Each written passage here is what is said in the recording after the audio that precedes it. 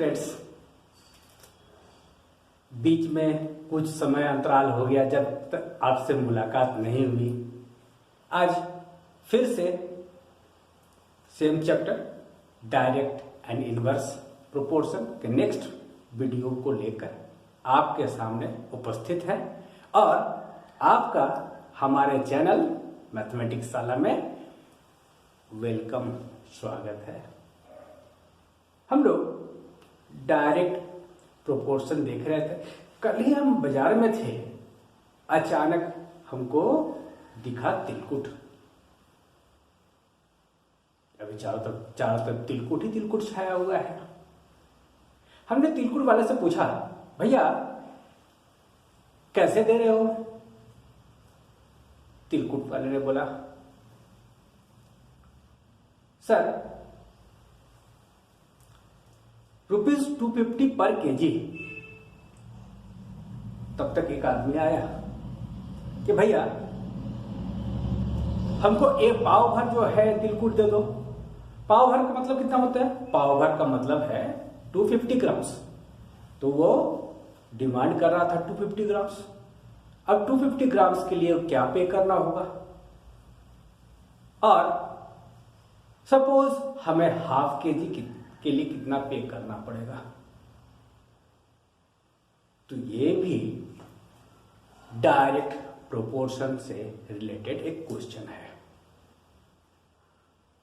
तो हम लोग पिछले दिन फर्स्ट एक्सरसाइज के क्वेश्चन देख रहे थे और आज के पार्ट में हम लोग उसी के नेक्स्ट एक्सरसाइज के क्वेश्चन नंबर 7 से लास्ट क्वेश्चन तक देखने वाले हैं। वीडियो काफी इंफॉर्मेटिव है, बहुत सारे इंटरेस्टिंग चीज हमने डिस्कस किया है और इस वीडियो को लास्ट तक जरूर देखो। और जो लोग अभी तक हमारे चैनल को सब्सक्राइब नहीं किए हो, इस तरह के इंफॉर्मेटिव वीडियो को पाने के लिए सब्सक्राइब और लाइक करना मत भूलो। चलो हम लोग अगले पार्ट में, इसी के अगले पार्ट में रिमेनिंग क्वेश्चंस देखते हैं। एक्सरसाइज 13.1 क्वेश्चन नंबर 7 की ओर आगे बढ़ते हैं हम लोग। देखें क्या कहता है। Suppose 2 kg of sugar content 9 into 10 to the power 6 crystals. How many sugar crystals are there in first 5 kg of sugar, second 1.2 kg of sugar? देखो काफी बढ़िया क्वेश्चन है, इजी भी है। क्वेश्चन क्या कहते हैं पहले इसको समझ लो और ये तुरंत बनने वाला है। आपने देखा शुगर क्रिस्टल्स, क्या बताया? अगर 2 kg शुगर में क्रिस्टल्स काउंट किया और count 9 into 10 to the power 6 crystals मिला। तो चलो जो इंफॉर्मेशंस हैं और जो फाइंड करने हैं, इन सारे को हम लोग टेबुलर फॉर्म में लिखते हैं। तो यहाँ क्वेश्चन क्या है? 5 kg शुगर दिया हुआ 5 kg और उसमें नंबर ऑफ क्रिस्टल्स फाइंड करने हैं। तो चलो नंबर ऑफ क्रिस्टल्स 5 kg में सपोज किया y1 और 1.2 kg में y2। टेबल में कन्वर्ट करने के बाद, चूंकि आप जानते हो अगर 2 kg शुगर लिए हो उसको बढ़ा के 5 kg करोगे तो 2 kg शुगर में आपके 9 into 10 to the power 6 number of crystals थे, तो जरूर 5 kg में वो इंक्रीज ही करेगा, डिक्रीज नहीं करेगा। यानी ये केस कैसा है? डायरेक्ट प्रोपोर्शनल का केस है। और डायरेक्ट प्रोपोर्शनल के केस में हम लोग यूज करते हैं relation x1 by y1 equal to x2 by y2। और इस केस में x1 equal to 2, y1 equal to 9 into 10 to the power 6, x2 भी गिवन है दैट इज 5 एंड y2 ये हमारा यहाँ अननोन है, ये अननोन है। और अननोन का मतलब यह भी आपने सपोज क्या किया है, y1, आपने सपोज किया y1। चलो ठीक है, वेरी गुड। अब ये रिलेशन, इस रिलेशन पर सारे वैल्यूज़ पुट करो, और पुट करने के बाद हमें यूज़ करना है क्रॉस मल्टीप्लिकेशन।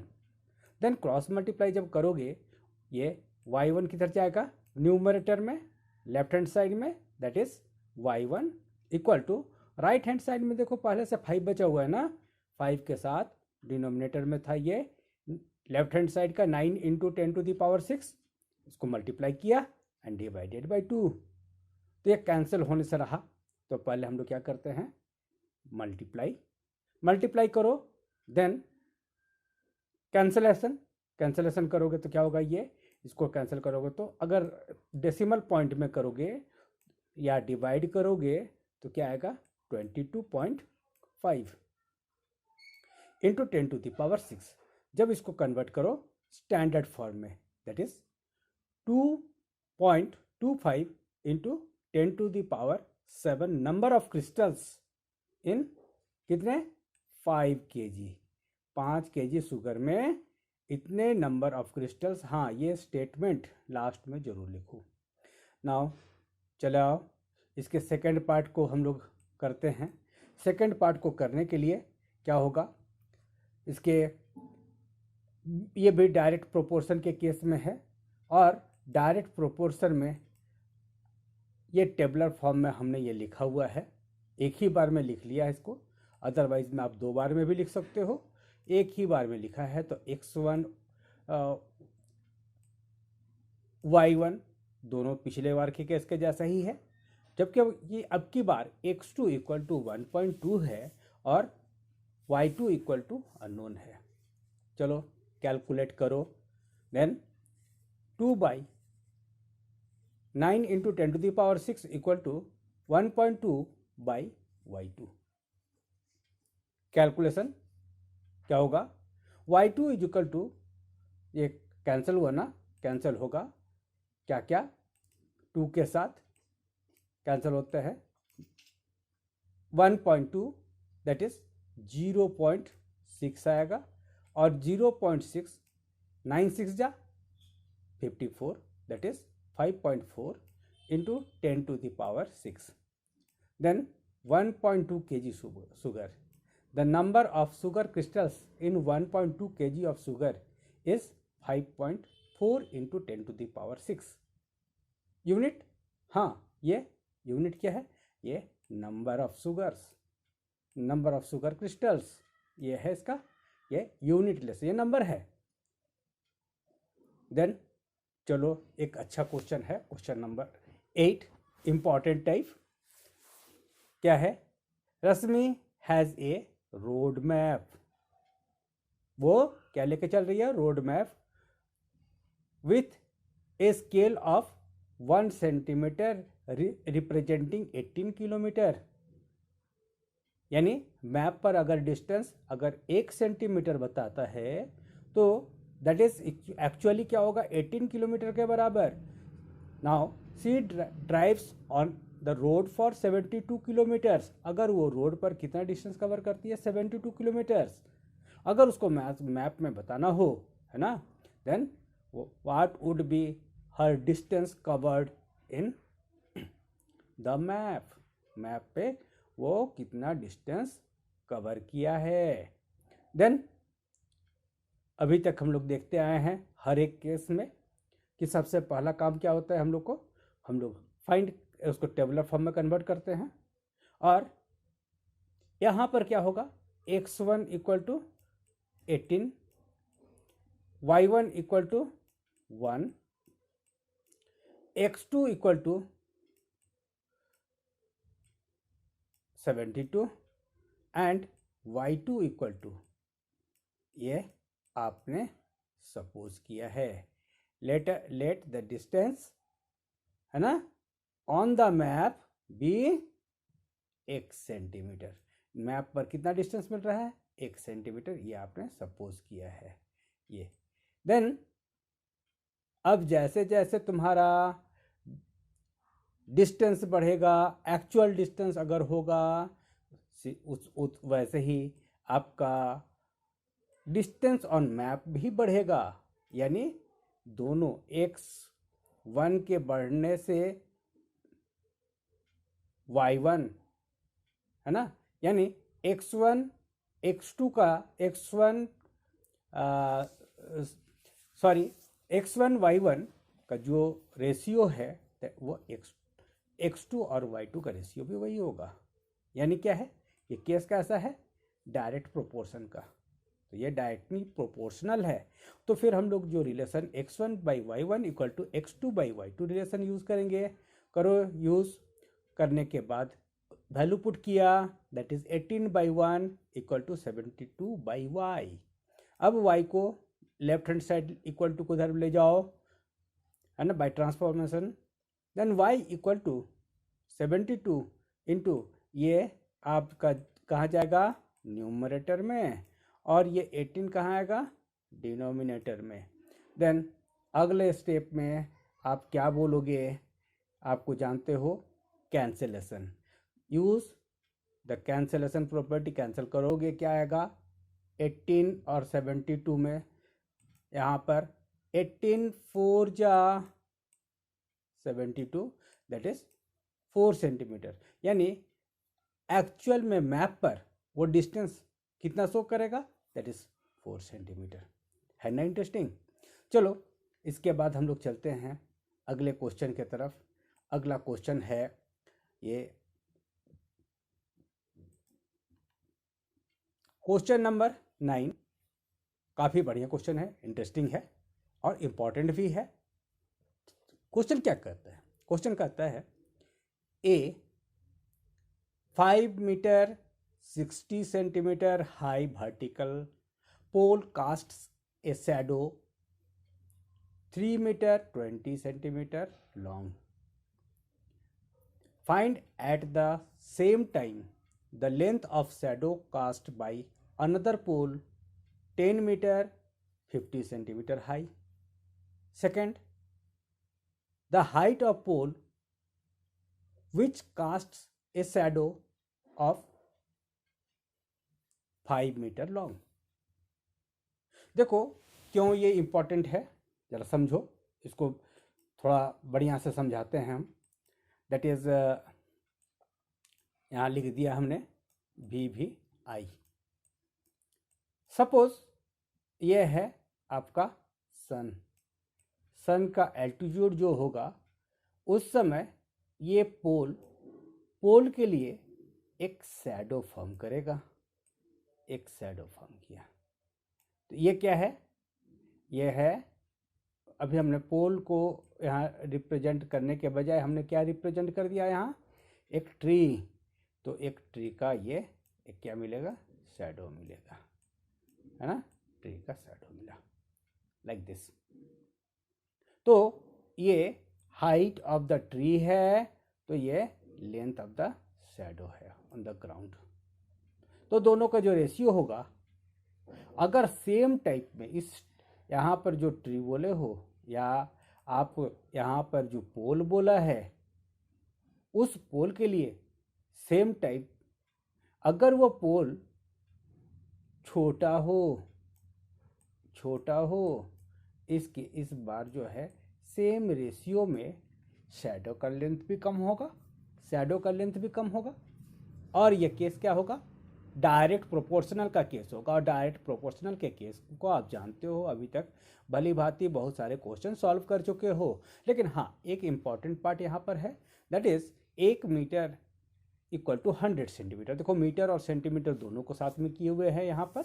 या तो आप पूरे को सेंटीमीटर में कन्वर्ट करके लास्ट में मीटर में कन्वर्ट करो, या बेटर होगा कि पूरे को मीटर में कन्वर्ट करते चलो, ताकि आंसर भी लास्ट में आप मीटर ही में बता सको, ऐसा यूनिट में ही बता सको।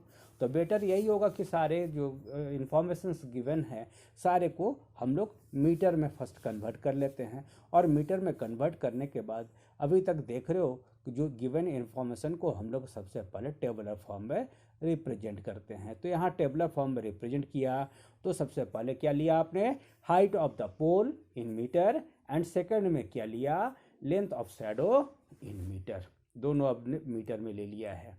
देन जब क्या आया यहाँ 5 मीटर 60 सेंटीमीटर ना, इसको क्या बोलोगे, डिवाइड करोगे तो क्या बोलोगे 5.6, ये हुआ 5.6 मीटर। नेक्स्ट ये जो है 3.2, तो 3.2 का कन्वर्सन हमने यहाँ दिखाया, देखो शैडो का, दैट इज 3.2 मीटर। और जब ये सॉरी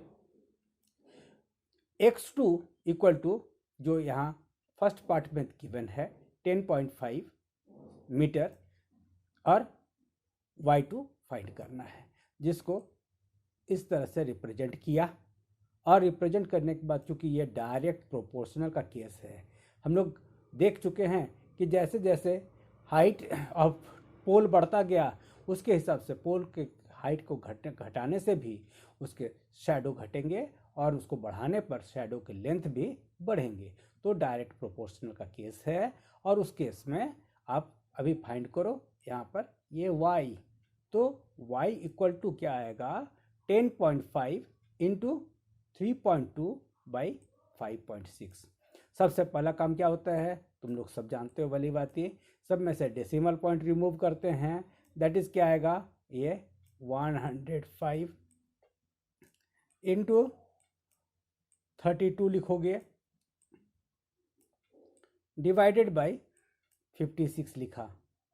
नाउ अब जो है आप रिमूव किए हो डेसिमल पॉइंट, तो जस्ट उसका उल्टा 5.6 था जिसको 56 लिखे हो, तो दैट इज डिवाइडेड बाई 10 होता, जो